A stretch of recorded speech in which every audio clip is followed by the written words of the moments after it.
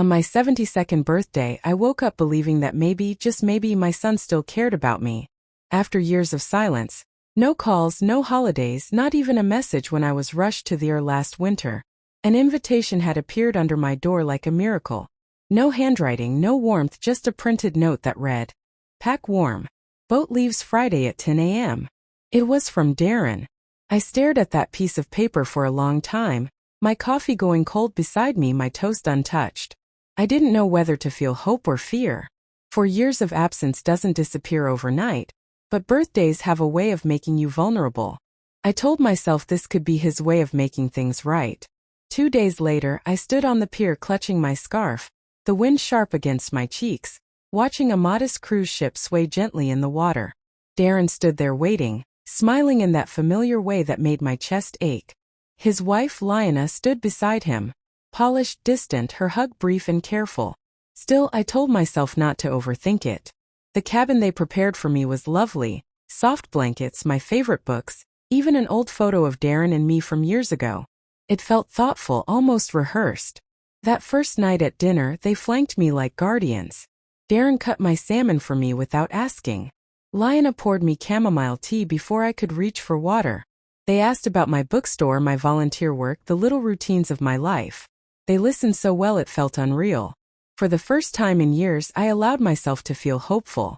But hope has a sound when it cracks, and I didn't recognize it yet. The second morning, something felt wrong before I even left my cabin. My body felt heavy, my hands tingled, and there was a strange tightness in my chest. I blamed age, the sea air, anything but the truth. At breakfast, Lyanna handed me another steaming mug, smiling too brightly as she explained it was a special blend good for stress. After just a few sips, my head felt foggy, like someone had dimmed the world around me. She asked about my blood pressure medication casually, too casually, and typed something into her phone without explaining why. Later that afternoon, Darren offered me lemonade. It tasted off. Not bad, just wrong. I set it down untouched. That night at dinner, Lyanna poured me tea again. Lavender, she said. Helps with digestion. I pretended to sip but didn't swallow. Back in my cabin, my heart fluttered wildly, my stomach cramped, and my hands trembled when I tried to brush my hair. I looked pale in the mirror. Not sick, just not myself. That night I barely slept. By the third evening, my instincts were screaming even if my heart refused to listen. The dining room was calm, soft jazz playing, candles flickering. Darren barely looked at me anymore. Lyanna watched my cup like it mattered more than my face. Halfway through dinner, I excused myself and headed toward the restroom when I noticed a young waitress watching our table. Her expression wasn't curiosity, it was concern. When I returned to my seat, something small was tucked beneath my napkin. A torn piece of paper. No name. No explanation. Just 4 words written shakily in pen. Call 911. There is something in your tea. My hands went ice cold. I didn't react. I didn't look around.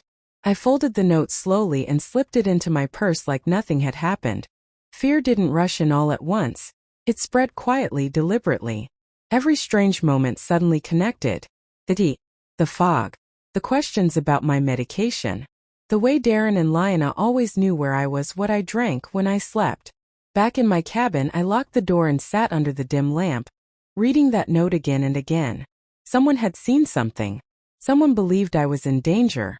And for the first time since boarding that ship, I stopped hoping my son loved me, and started preparing to survive him. I didn't call 911 that night, not because I didn't believe the note, but because fear had a strange way of making me careful instead of reckless. I sat on the edge of the narrow bed, listening to the hum of the ship's engines, replaying every moment from the past 3 days like a puzzle finally snapping into place. Darren's sudden kindness. Lyanna's constant hovering. The drinks, always the drinks. I realized then that if I panicked, I could make things worse. If they sensed suspicion, whatever they were planning might happen faster. So I decided to pretend I was still the grateful aging mother they thought they could manage. The next morning, I woke early and forced myself to smile when Darren knocked on my door. He asked if I'd slept well, his tone rehearsed, his eyes already checking the bedside table to see if the teacup was empty. I lied easily, surprising myself. Like a baby, I said. At breakfast, Lina placed the mug in front of me again, watching intently as I lifted it. I brought it to my lips, tilted it just enough to look convincing, then set it down and distracted her with a question about her dress. My hands were shaking under the table, but my face stayed calm. That day I started observing instead of reacting. I noticed how Lina always volunteered to refill my glass. How Darren subtly redirected me away from other passengers. How they insisted I rest whenever we docked, discouraging me from exploring the ports alone. They weren't just being attentive, they were isolating me. That afternoon, while Darren was at the ship's gym and Lina claimed she had a spa appointment, I took my chance. I followed the waitress who had slipped me the note earlier. Her name tag read Elena. I approached her near the service hallway, my heart pounding so loudly I was sure she could hear it. I didn't accuse her. I didn't even mention the note at first. I simply asked, "Did you mean what you wrote?" Her face went pale.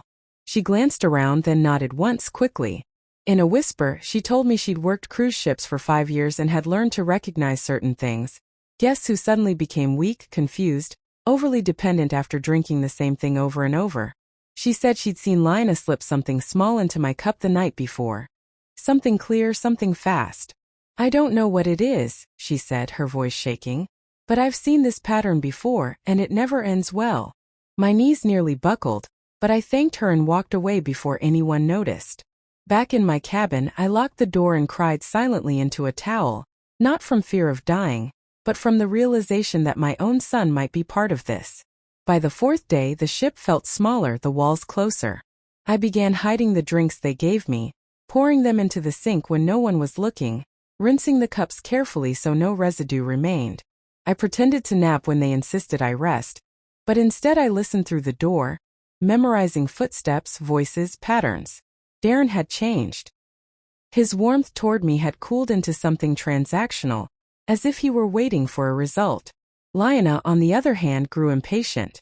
She asked more questions about my will, my property, my savings, framing them as planning ahead. I answered vaguely, carefully. What they didn't know, what no one knew, was that 3 years earlier, after a health scare, I had quietly updated everything. My assets, my bookstore, even the insurance policy Darren once helped me set up. None of it went where they assumed. That knowledge became my anchor. On the 5th night, Darren suggested a private dinner in my cabin. Candlelight. Soft music. 1 glass of wine, he said, just to celebrate me. My 72nd birthday, finally acknowledged. I smiled and agreed, all while my pulse roared in my ears. When the wine arrived, I excused myself to the bathroom and switched the glasses, placing his near my plate and mine closer to his. When I returned, he barely noticed. He was too busy talking, too busy pretending. He took a sip. Then another. Lina froze across the table, her eyes flicking from him to the glass. In that moment I knew without a doubt. Whatever they had planned for me, I was never meant to leave that ship. Darren didn't collapse dramatically the way movies show poison working. Instead, it came quietly, subtly, like something unraveling from the inside. His words began to slur mid-sentence, his confident posture melting into the chair as if gravity had suddenly doubled. Lina tried to laugh it off at first, joking that he must have had too much wine, but I saw the fear flicker in her eyes when he dropped his fork and couldn't seem to understand why his hand wouldn't obey him. I didn't rush to help. I didn't scream. I simply watched, cataloging every second, every reaction, the way his pupils struggled to focus, the way Lina's fingers trembled as she reached for him and then pulled back, as if touching him might somehow implicate her. "Maybe we should call the ship's doctor," I said calmly, my voice steadier than I felt. Lina hesitated just a second too long before agreeing, and that hesitation told me everything I needed to know.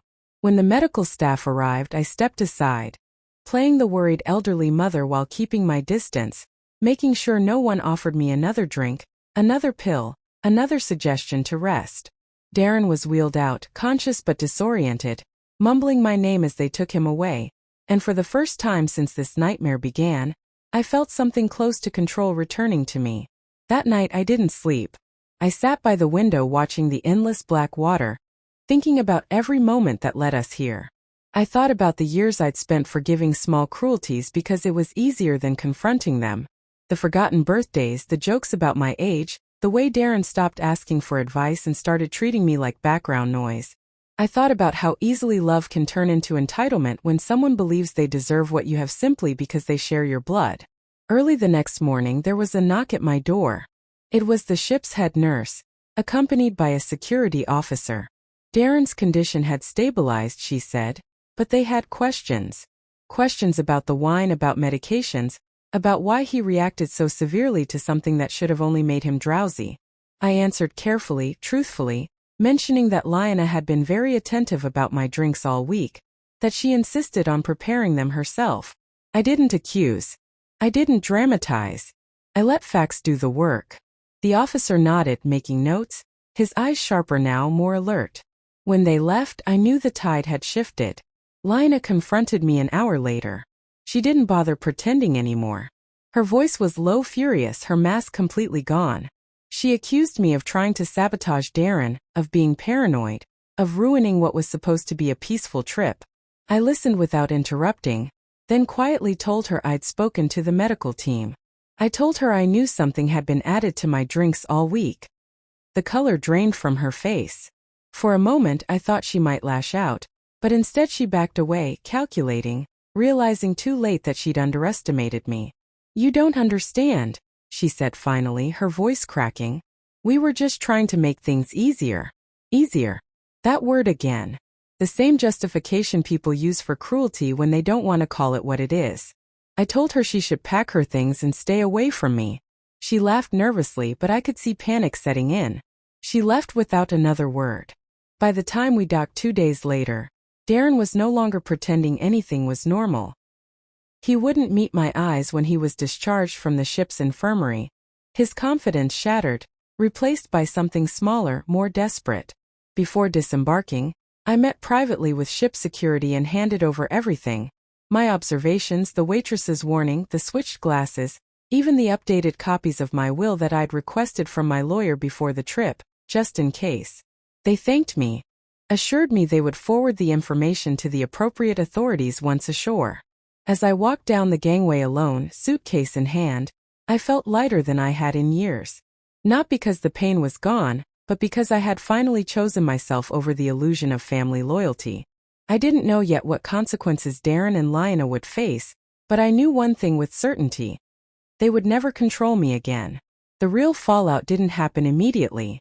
It never does. Consequences, I learned, don't crash into your life like a storm.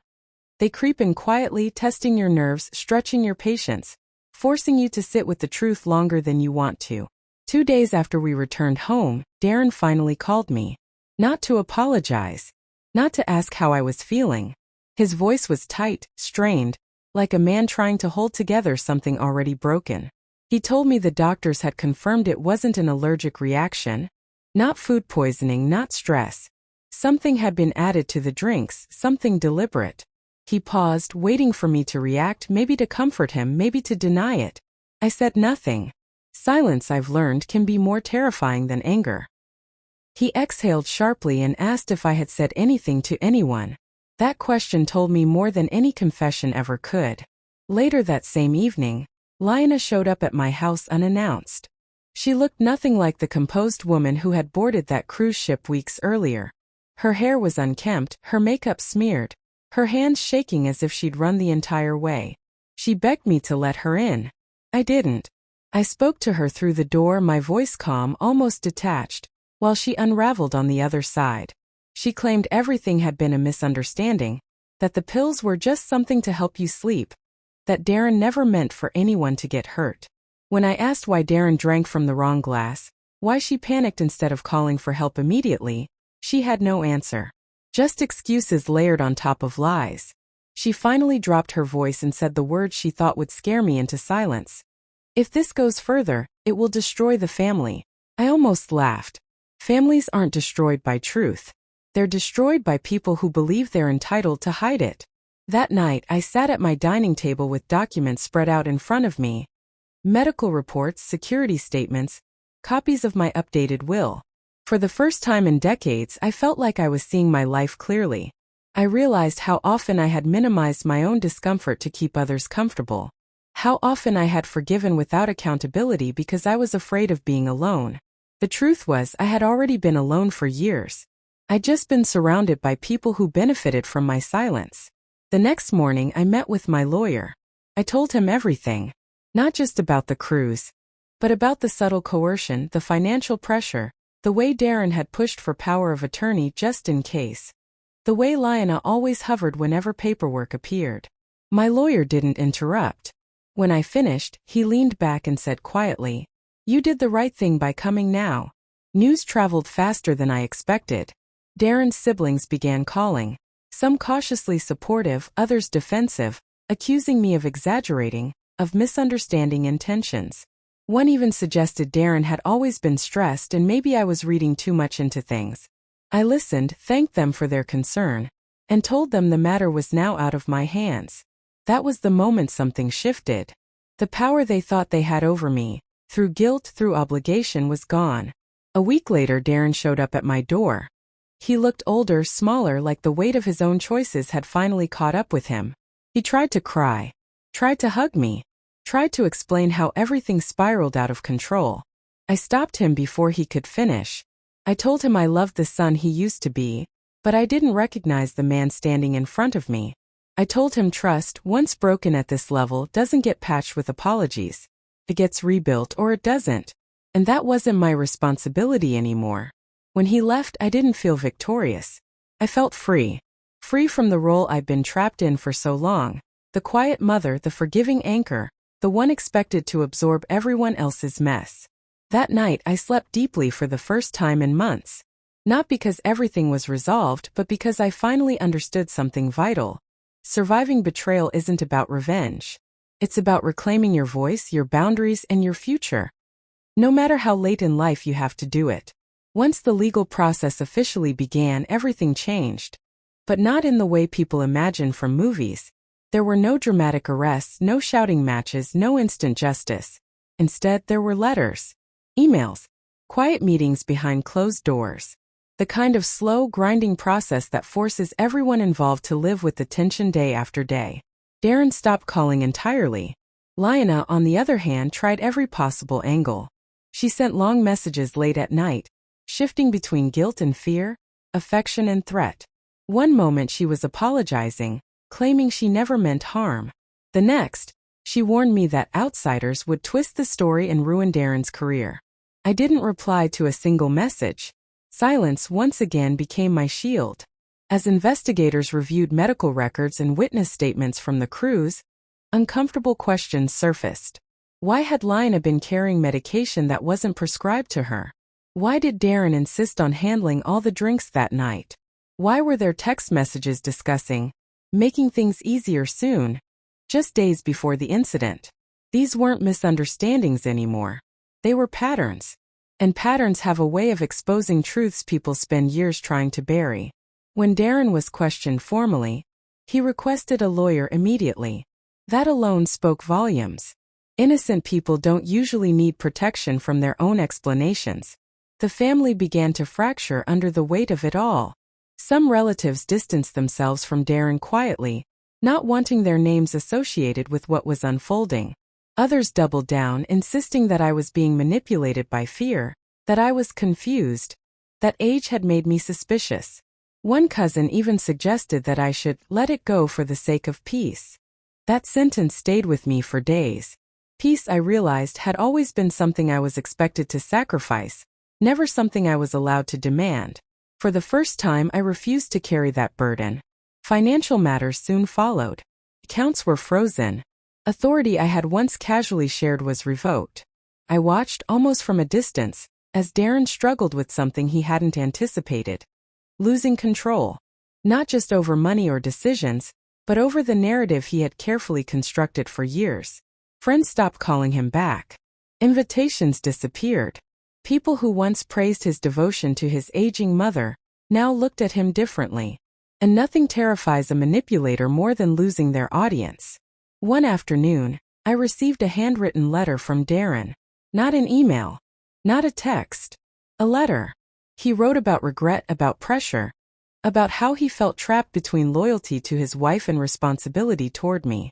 He said he never thought things would go this far. I read it slowly twice, then folded it and placed it in a drawer. Regret after exposure isn't the same as remorse. True remorse accepts consequences without bargaining. His letter still asked for understanding. I was done offering it at the cost of my own safety. Meanwhile, something unexpected happened within me. The fear that had once lived constantly in my chest began to fade. In its place came clarity. I started reconnecting with people I had quietly drifted away from. Old friends, distant relatives, neighbors who had always sensed something wasn't right but never pushed. They listened without judgment. They believed me without hesitation.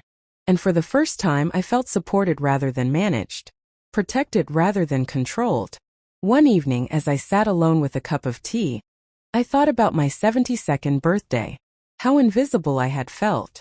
How small they had tried to make me. And I smiled not because the pain was gone, but because it no longer owned me.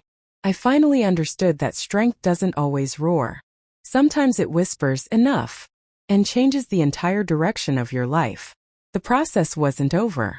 The truth still had a long road ahead. But I had crossed the most important threshold of all. I had chosen myself.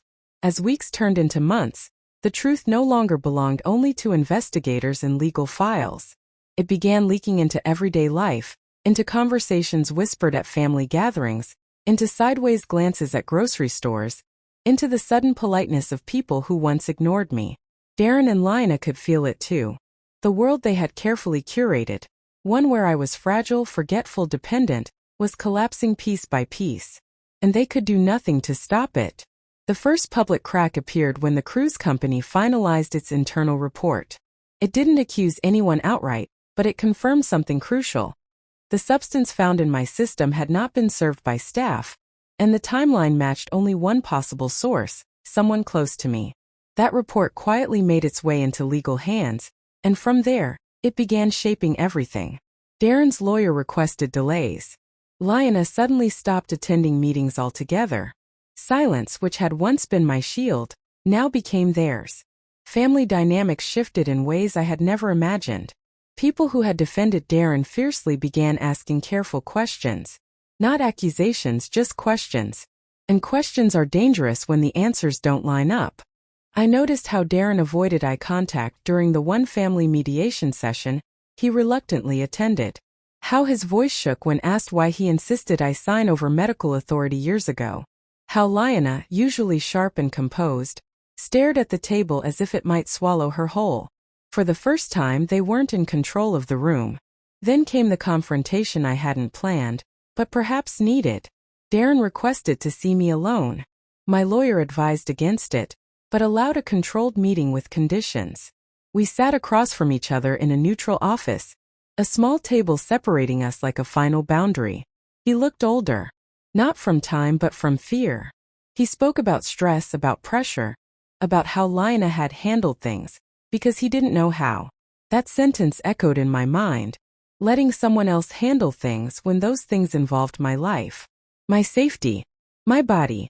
That wasn't weakness. That was choice. When I asked him directly whether he knew what Lina had done that night on the cruise, he didn't answer immediately. His silence stretched, heavy and suffocating. Then he said, "I didn't stop her." And in that moment everything became clear. Responsibility isn't only about action. It's about permission. He hadn't poured the drink, but he had created the environment where it was acceptable. Where I was no longer a mother, but an obstacle. Lina never asked to meet me again. Instead, her lawyer began negotiating quietly, offering settlements, proposing confidentiality agreements, suggesting closure without conflict. It was all framed as concern for my well-being. I declined every offer. My well-being no longer required silence. It required truth. The idea that they still believed money could erase what had been done only confirmed how deeply they had underestimated me. Public perception continued to shift. Darren's workplace placed him on leave. Friends who once praised his dedication distanced themselves. Invitations stopped. Calls went unanswered. And I watched this unraveling not with satisfaction, but with calm acceptance. Consequences are not revenge. They are balance. For years, I had carried discomfort so others could remain comfortable. That era was over. Internally, I changed too. I stopped apologizing for speaking slowly, for asking questions, for taking up space. I began therapy, not because I was broken but because I deserved healing. I learned that trauma doesn't always come from a single moment. Sometimes it comes from years of being diminished, dismissed, gently erased. Naming that truth was painful but freeing. One evening I stood in front of the mirror and barely recognized the woman looking back at me. Not because she was weaker but because she was steadier. Grounded. Awake. I realized then that survival wasn't my greatest achievement. Awakening was. The legal process was still unfolding, the final outcomes not yet written. But one verdict had already been reached inside me. I was no longer afraid of losing them. I was afraid of ever losing myself again. By the time the case reached its most critical phase, I had already changed in ways no document could record. I wasn't waiting for justice to give me peace anymore. I was already learning how to live without fear. Still, when the formal hearings began, I felt the weight of everything settle on my chest again. Not panic. Not weakness. Just the gravity of truth finally demanding to be heard. The hearing room was quiet in that strange, artificial way. Too clean, too controlled, as if emotions weren't allowed inside. Darren sat across the room, stiff and pale, his hands folded tightly in his lap.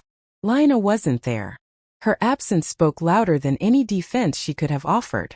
Chosen distance, lawyers, statements read by others. I chose presence. I showed up myself. When it was my turn to speak, I didn't dramatize anything. I didn't raise my voice. I simply told the story as it was, the slow erosion of respect, the way decisions were made for me instead of with me, how my body became something others felt entitled to control. I spoke about the cruise, about the confusion, the fear, the violation of trust. And I spoke about what hurt most. Realizing that the people I had loved most saw me not as a mother, but as a problem to manage. There was a moment, brief but powerful, when Darren finally looked up at me. Our eyes met, and I saw something I hadn't seen in years: recognition. Not love. Not justification. Just the understanding that he could no longer hide behind excuses. After my statement, he requested permission to speak. His lawyer looked uneasy, but the request was granted. He didn't deny what had happened. Instead, he spoke about control, how slowly it had crept into his life, how he had convinced himself that handling things was the same as caring. He admitted that he had prioritized convenience over compassion, order over humanity. And then he said something that broke something open inside the room. I thought I was protecting my family, but I was protecting myself. No apology can undo harm. But sometimes acknowledgement matters, not for forgiveness but for clarity. I didn't respond to him directly. I didn't need to. The truth had already done its work. Outside the legal space, consequences continued to ripple. Extended family members reached out, some to apologize, others to explain their silence. I listened, but I no longer carried their guilt for them. Healing doesn't require everyone's agreement. It requires honesty and boundaries. I set both. Lina eventually sent a letter. Not an apology. More a justification wrapped in concern. She wrote about stress, about fear of chaos, about how she believed she was doing what was best. I read it once and placed it in a drawer. Some explanations don't deserve a response. Closure doesn't always come from conversation. Sometimes it comes from choosing not to reopen a wound. The most unexpected change was internal. I began to imagine a future that didn't revolve around damage control. I reconnected with old friends. I took walks without feeling watched. I really laughed for the first time in years. I started planning a small trip of my own, not to escape anything, but to celebrate the fact that I could choose again. One afternoon, as I sat by the window watching the light change, I realized something profound. They had tried to erase me quietly, politely, under the guise of care. And yet, here I was, still standing, still speaking, still becoming. Survival had turned into sovereignty. The case wasn't over yet. Final decisions were still pending. But the most important judgment had already been made. Not by a court, but by me. I was no longer defined by what was done to me. I was defined by what I refused to accept anymore. The final decision came on an ordinary morning, the kind that doesn't announce itself as life-changing. Sunlight filtered through the curtains, the kettle was whistling softly, And for the first time in a long while, my hands were steady. When my lawyer called, his voice was calm, almost gentle. The court ruled fully in my favor. Protective orders were made permanent. Legal responsibility was assigned clearly. No vague language. No room for interpretation. The truth had finally been written down, stamped, and acknowledged. I thanked him, ended the call, and sat in silence, not because I was overwhelmed but because I felt complete. There was no urge to cry, no rush of triumph. Just peace. Deep, quiet peace. Justice didn't arrive with fireworks. It arrived like a locked door finally closing behind me. Darren tried to reach out once more after the ruling. Not through lawyers this time, but directly. A short message. Careful words. Too late. I didn't reply. Some bridges are not burned in anger. They're simply no longer needed. I wished him accountability, not reconciliation. Lina never contacted me again. And strangely, that was a relief. I stopped expecting people to become who they never chose to be. Acceptance, I learned, is not agreement. It's release. In the months that followed, my life became quieter and fuller. I rearranged my home, donated things I no longer needed, repainted walls that had absorbed too many memories. I joined a small community group, started journaling again, and took the trip I had once been denied. Not far, not extravagant, but mine. Every decision, no matter how small, felt like reclaiming a piece of myself. On my next birthday, there was no grand celebration. Just a few friends, warm food, and laughter that didn't feel forced. Someone asked me if I regretted how things ended with my family. I thought carefully before answering. No, I said. I regret how long I believed I had to endure silence to keep peace. Because the truth is, love that requires you to disappear is not love. Care that strips you of dignity is not care. And family that sees you as a burden has already made its choice. I am no longer angry. I am no longer afraid. I am no longer waiting. What they tried to take from me, my voice, my autonomy, my worth, I carry now more securely than ever. This story doesn't end with revenge. It ends with something stronger. It ends with a woman who chose herself and never apologized for it.